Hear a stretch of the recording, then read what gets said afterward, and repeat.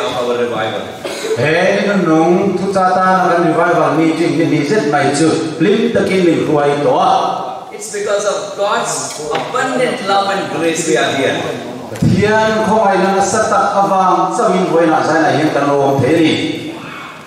And as we enter into the last service of this revival meeting, Hey, sai na kan revival meeting zan nu ber kan lo lu hian.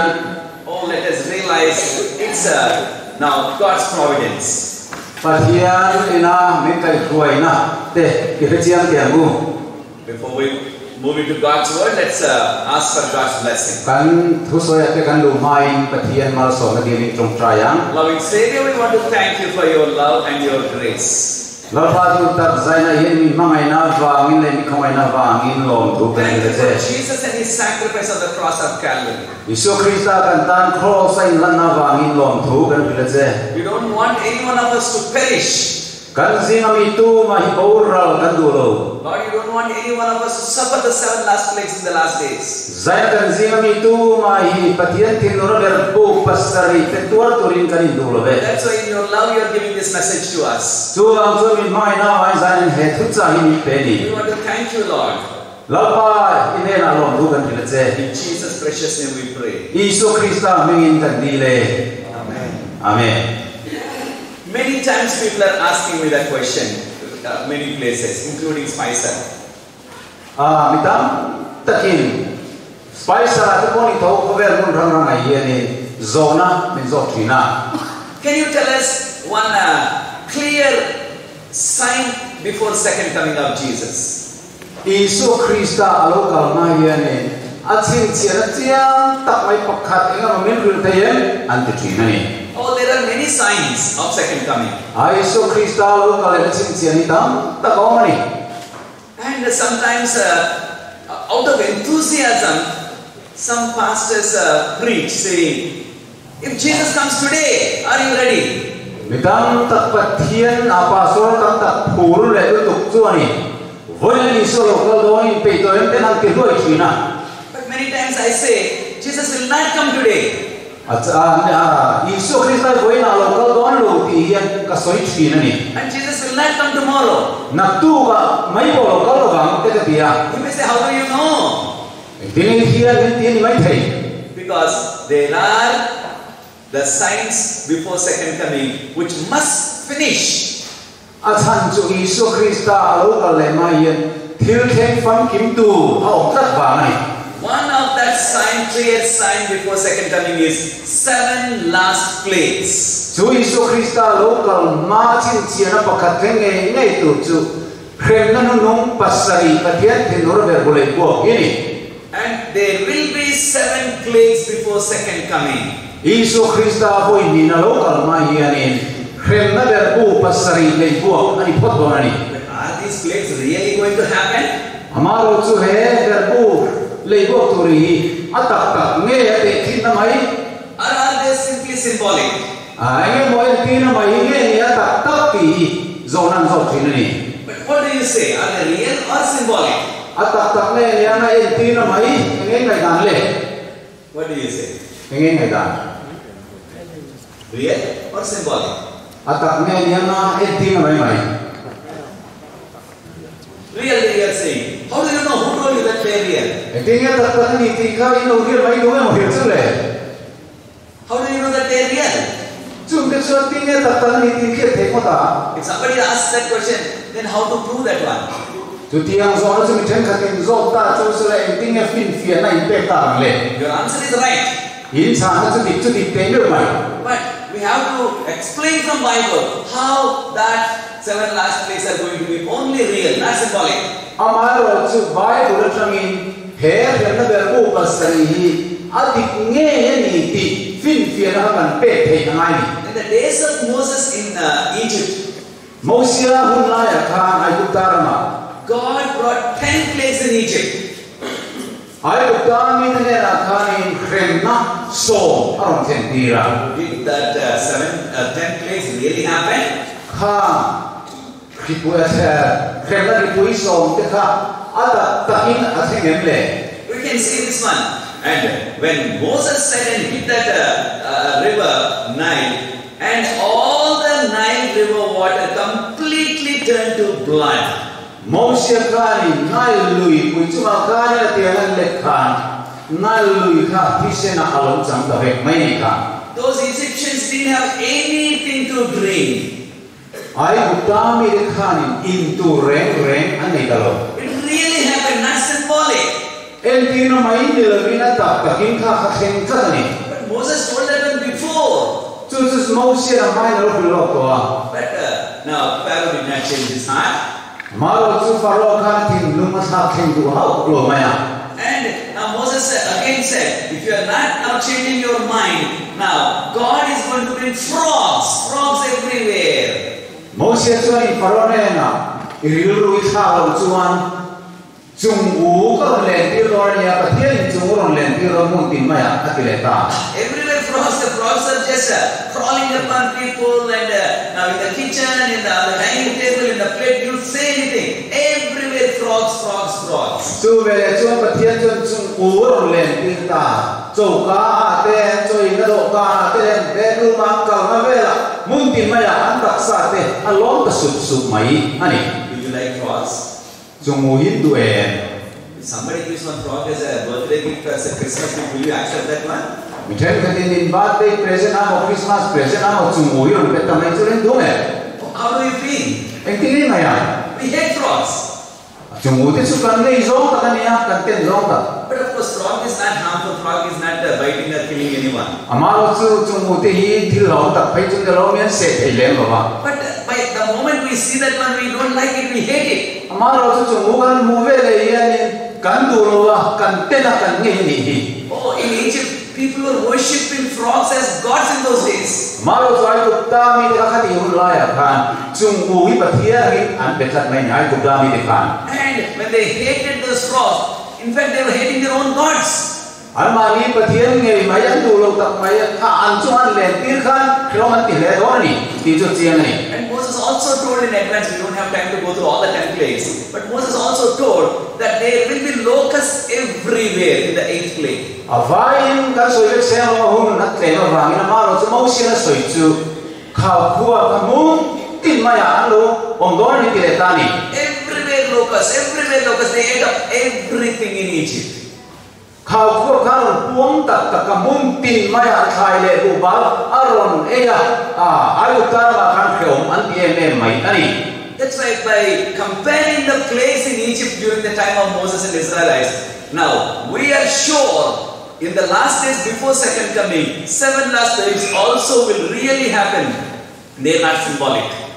Moses hun ma ai ku ta ra ma khen na kha ata ta ka khen ang chia khan kan ma Isu Krista lo kal ma lo ka khen na ba sai lo ta tu ko hi ata ta ni me do ti ka kan chiang the ni. Surely those 10 plagues on Egypt was God's anger and God's punishment on Egypt.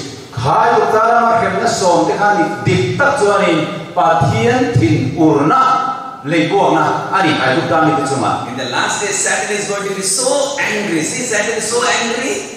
Nino no ma chuan in Satan hi ka thian mi te chuma thiri me en do ni hela ya len tin nan huang hi ni. Why? He knows that time is short.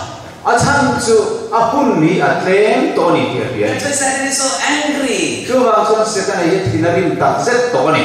And also, now, when God brought those 10 plagues on Egypt, Satan could not do anything. Ai ta ga chuan kha kem na ber bu so mai ku ta ma thlen ti kha Satan an eng ma ti thei anei lo. But in the last days again, when God is going to pour out and bring that 7 punishment, 7 plagues, that 7 punishments on this earth. He hun to na ko en pa thia ni. Rem na chi sari ra ta ta mai khale ong te ne na a thlen ti ve le do ani. Satan cannot do anything to remove those plagues. Chung rem na ki pui le ko tu te chu Satan an eng ti kong mai su kian thei mai na nei do lo. That's when the last days God told all the believers to go to the mountains. Chu wa chuan pa thia hun nu ma mi te chu tla te tlan bo tu ri a ki lo ani. That's why I'm always saying, you people here in Mysore, you people here in Mizoram, you're so blessed people here, already in the mountains, you're close to heaven. Kasoi ho dong khanin nei Mizoram ma om ti hi tlang ra cheng in nia. Ai va le em mặt lao mà ít ông xa vàng hiền. Those of us who are living in the plains there, that one day before second coming we have to come to the mountains and forests.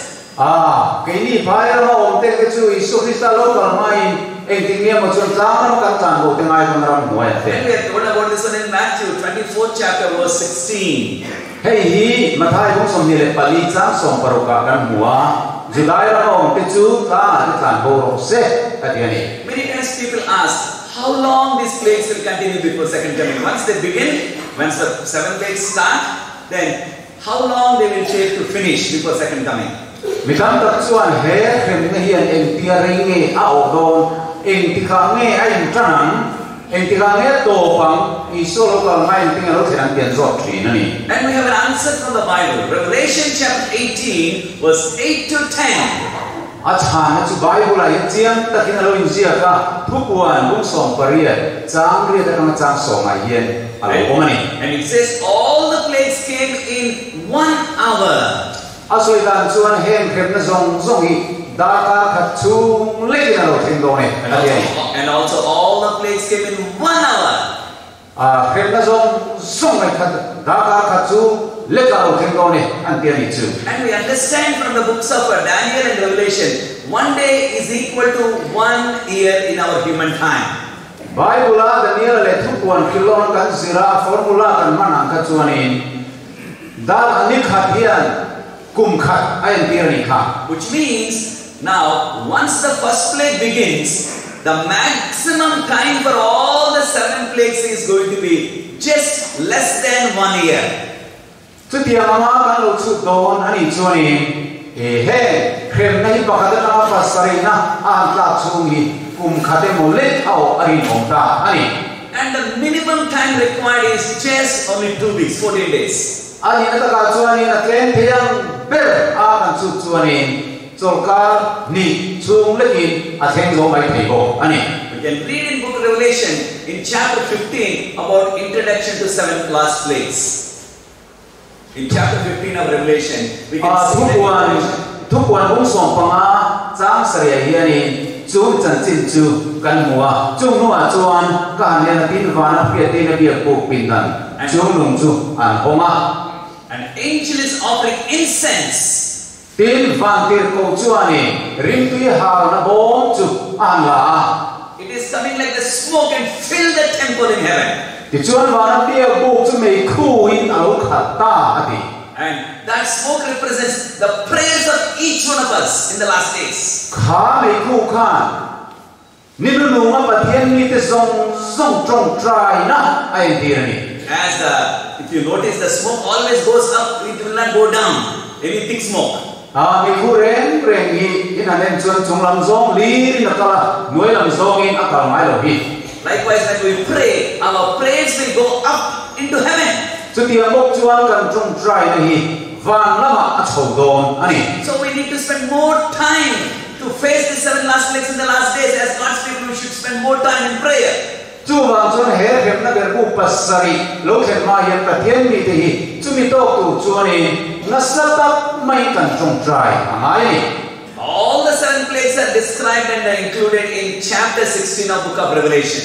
Kha hem na ber bu chung cha zong zong kha thu puan bung som par kai hian azia te veka. Or Revelation chapter 16 verse 2 talks about the first plague.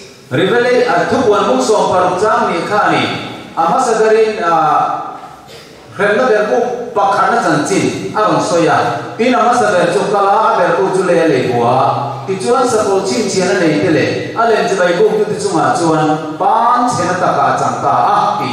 Let us remember clearly that these 7 plagues will not trouble God's people.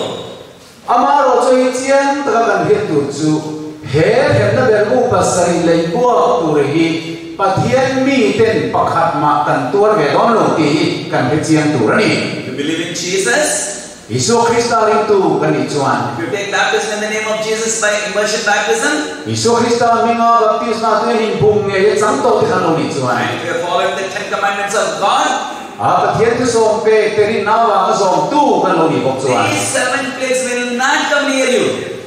He hem na hi an ti kong mai an nai re don lo che. How do we know that? Tu chen ti mo kan hi thi le.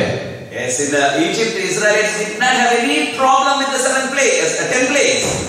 Ai tục ta ram chunga khem na reng reng ka pathian mi te chunga thim ve reng reng lo. In the last plague in Egypt, every family firstborn died. Kha khem na nulung be ai tục ta ma kha ni chu ko tin si ma trangin an fati te an thive ka. But in the family of the Israelites, nobody died, not even one animal also died that day. Ai Israel chu te si ka ro chun pakhat man ti lawan ran tak ngial ko thi ve lo. So we have nothing to fear. Chu wa in how to pakhat ma na ngai lo. We are following Jesus, we have nothing to fear and worry about the 7 plagues. Chu wa Krista rin tu ni ta tan chuan en ma lung kham tu le lo tu au reng reng lo. Then who's going to suffer these 7 plagues? Ani lo le he ken na be ku pasri tu te nge mo tu ta le. Those who rejected Jesus. Isu Krista na tu ten an tuara. Those who are not following the commandments of God knowingly. Pathian da tu pe khren sia bo che tu ten an tuara. Those who neglected Jesus and his religion. Isu Krista le sa bua ngai sak lo tu ten an tuara don ani. So that's why we have to recognize that only the wicked people will suffer all of these plagues.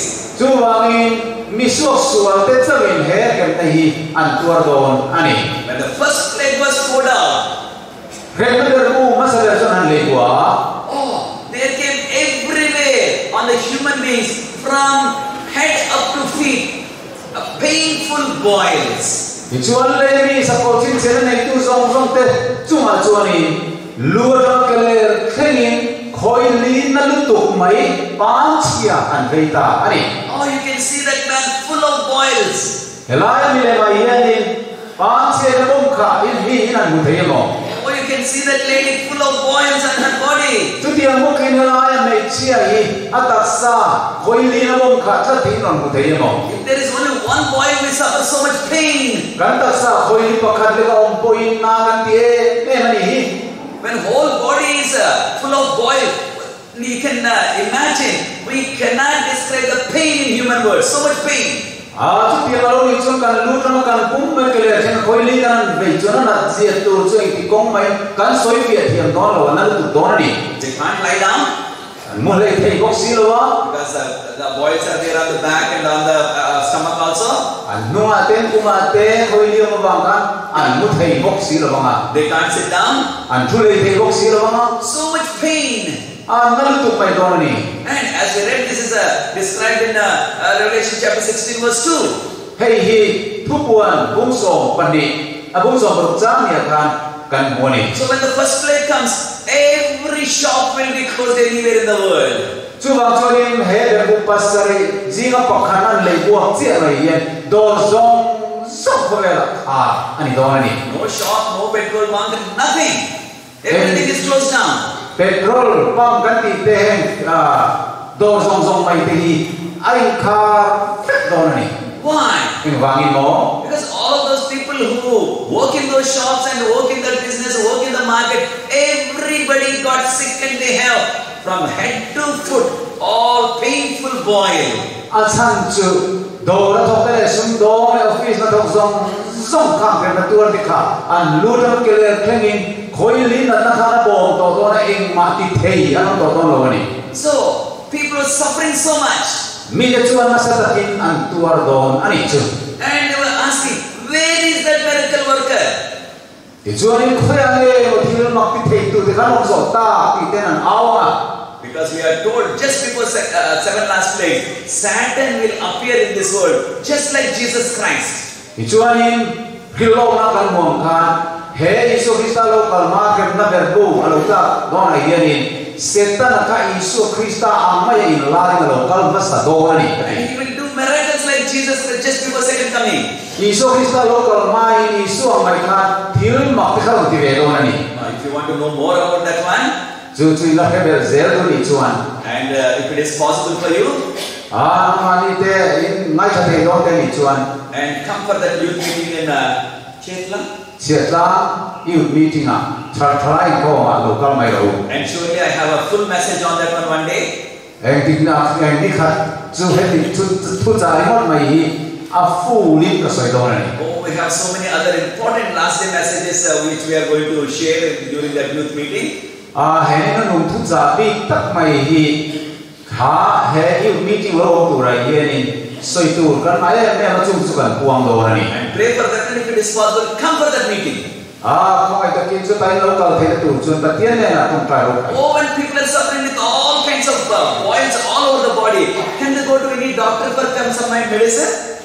chu ti ma mi ten na nan lo to chu ni an lu ron ke le khem me ko ni na bom kha to chu ni so doctor te chun pan du ngai ni ro So the doctor can give you some kind of a painkiller injection and something like that, some antibiotic. doctor chu ni na cho na injection te mo antibiotic te mo anti thei ma na ti doctor te ro an tu manga Can we go to the doctor, medical doctor? chu ti a chu ni kan kal the nge doctor ne na ti chuan ron du ni kan kal the ni nge Or see that nurse, we can maybe go to some nurse which is nearby to your house and say, oh, I'm suffering so much, can you give me some painkiller injection? chu ti a na tu te si na chu lo tel ve ni ta ma na si bu lo te ti the no na na ta ta ne na min se son ro khai na cho khai ti te i kal the ni nge There is no possibility. ma ti the on lo to lo sat mai ni All the hospitals also will be closed. hospital zone song pom khar fet to do ni ki Because all the doctors and nurses who do not believe in Jesus, they also get that sickness and they also fall sick.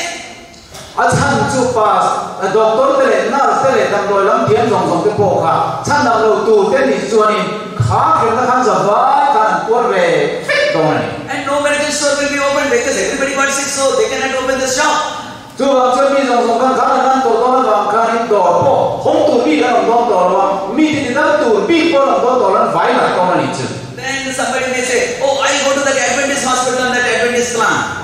ken ka cha na second day hospital second day ta ha su ka te te pon ti mai thei And surely, those people who are the Christians who are following God and the Bible, they will not get this one. amaro chu pathian thu bai ram ta ka zom tu te ro chuan hetiam na ta le to mai an tuar me do no bani But at that time, we cannot open our Adventist hospital also at that time. so ti hona chu ki man ni Adventist hospital ko kan hom thei ti don so Why? wangi mo All of our doctors and nurses, everybody must go to the forest and the remote mountains, not in Isol mountain. kan dam do ina thok tu zong zong to te le na zong zong te po kha ram noya tla anga to do ni chu So no medical help is available for anyone. so ti hona chu le ma dam do lam thiam na tang kai re re mo Nobody can help the people to now get some relief from that pain and suffering. tu mai chu na na chok tu le ti zang kai tu chon in chan pui thei na mo to lo ni There will be no transportation, all the cars and jeeps and auto rickshaws, you name anything, and aeroplane and train, everything is just stopped. heng ka po na thil tho te te le rail le motor auto rickshaw chen mai taxi chen mai ma on don to lo adim thu mai don ni Why? en wangi mo All of those drivers who drive those vehicles, they also got sick, they got boil and they're just suffering, they cannot drive. chan chu khang driver le pilot zong zong te po kha chan nam lo ni don chu ni khang na zong zong ka an tuar ve ni do na dam lo fit do na a kha tu tu bi ko do ni lo If you say, I'll find some Christian driver, I'll find some Adventist driver, they should be in the forest and mountain, not here. hetiam ke na tuar ve lo chan nam bi pathian bi te Adventist bi te po kha driver ke lo ma na point ke ma sala an ni po tha pe ram lo de lo tan ko ve ko na ni So that's why this is going to be a very painful situation in the first place for all the people all over the world. chu ang chuanin he hem na pakhat na lo tla ri mo mai tang ko yen khove pum pui mai ta len boi na za ko le lung na le ma na bor to ani do ni Oh, then the second plague. tu na chuanin hem na pani na All the sea water turns to blood like blood. All the sea water turns to blood. a hem na pani na chuanin tui pui zong song mai kha thisena a chang fet mai do ni chu tui pui le wa We can read about that in Revelation chapter 16 verse 3. chu thu wan bung som le paruk cham thu ma kan mu ni You may say, oh, we have no problem because in the second plague because in Mizoram, in Isol, nowhere there is no sea anywhere. Mizoram ke sa mo kan niya khoya ma tui pui tui film ri din min ne ve le ne te poi lo ti mai the You're right. ai ni gam You will not have any problem in the second plague here. khem na pani na ka chuanin tui pui ani don bang kha ni tur ve lo poi mai the But most of the biggest and important cities are located on the seashore, on the side of the sea. Amai rồi chú túi bụi cắm khóc bụi rồng rồng mày thế khá ăn bụi bị lại rồi đó này khem tập bản này hiện City like Calcutta, Entinang Calcutta te Madras te and Bombay, te Surat te London te Tokyo te and here Rangoon te You name so many important capital cities and the business cities are located on the seashore. khóc bụi bôi đồ tập tập súng đòn nó khóc bụi rô bụi tập tập túi bụi cắm hòm te suy soi chơi thầy ăn Because all the sea turned to blood, all the fish and all the living creatures in the sea will die. chú vàng chú anh túi bụi thì sang chân nụ chia mày cho chú anh túi bụi à nung ra rễ mày cái này sang à ăn thì phết đòn ăn tiền Whatever dies in the sea, it will be washed away to the seashore within a few hours. khang túi bụi thì rễ ta khari lục tế chú anh ăn bồ ra phết mày đòn này And everywhere on the seashore, just fish will be just lying like a big heaps of fish. khá túi bụi thì khá anh kia còn đấy luôn mày đòn ăn ít chứ Can the people run and get that nice fish and keep in their refrigerator and cook for 1 month and fry nicely and eat? tấm tập cho anh các kia nó sang hà luôn nên luôn mày thế khá là có mà free sa thế còn chả ta ấy thế thế bộ in sa kia mày thế If it is our normal time, they would have definitely done that one. But now everybody is suffering because of the plague. tụi má không pa mai mà cái gì là bị thế thế nữa mà sẽ cái gì lại cái chuột này khen nó anh đi đâu đó mà anh mà cái gì thế con tổ Because of so many, everywhere from head to foot already suffering from boil and pain. People are not able to go even properly to bathroom only, the toilet. chú bảo mình lưu trong cái này thế ta sẽ phun bụi mày à nó tua đến những cái đó nó vàng khan khôi mà chắc lại ăn cái thế đó rồi bathroom mà tạm biệt còn cái thế đó rồi So nobody can go and take the fish and use that one and cook anything. tu mày khang sang thì thế cả lại ăn sum thế đó rồi But if they don't use, what will happen to the fish in few days? anh đi rồi chú tiếng đi chú đi rồi chú khang sang thì tiếng ông ta cả They will spoil, they will get rotten.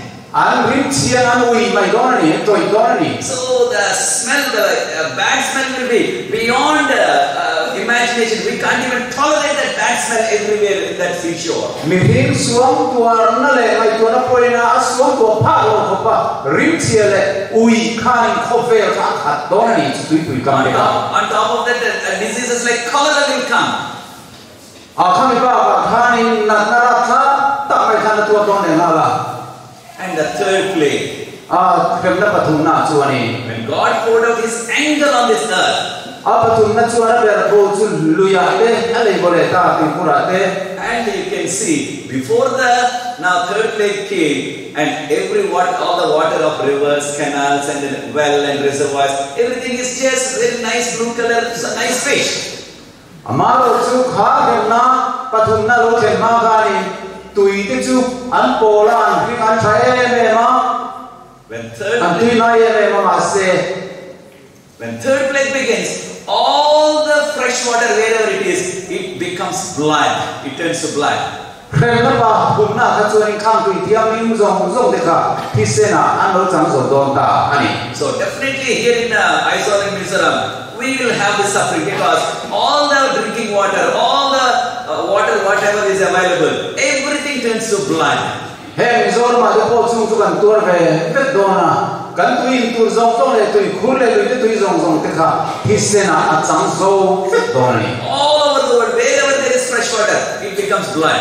khovel zong tui ong na zong kha thi se na a chang do ni And all the fish in the fresh water in the river, canal and everywhere, and the pond, every fish will die. kha luyat sanga on zong te kha an thi fa